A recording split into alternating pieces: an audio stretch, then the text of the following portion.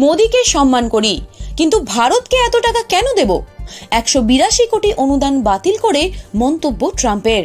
ভারতে ভোটারদের বুথমুখী করতে 182 কোটি টাকা, $2.10 অনুদান দিত আমেরিকা। ডোনাল্ড ট্রাম্প ক্ষমতায় আসার পর সেই অনুদান বাতিল করে দেওয়া হয়েছে। আমেরিকায় ইলন মাস্কের সরকারি দক্ষতা বিষয়ক দফতর কিছুদিন আগে সেই অনুদান বাতিলের কথা ঘোষণা করেছে। সেই ঘোষণাকে সমর্থন করলেন প্রেসিডেন্ট ট্রাম্পও।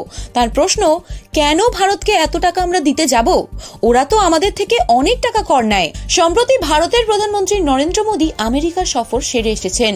ট্রাম্পের সঙ্গে তার বৈঠকও হয়েছে। ভারত এবং মোদীকে সম্মান করেন জানিয়েছেন ট্রাম্প, কিন্তু তা সত্ত্বেও ভারতের জন্য এই বিপুল পরিমাণ অর্থ খরচ তিনি মেনে নিতে পারছেন না। ট্রাম্প বলেন, আমরা $2.10 কোটি কেন ভারতকে দিচ্ছি? ওদের অনেক টাকা আছে, আমাদের থেকে ওরা অনেক কর নেয়। ওদের করের পরিমাণ এত বেশি বলে আমরা সেভাবে বাণিজ্য করতে পারি না। এরপরেই মোদির কথা উল্লেখ করেন ট্রাম্প।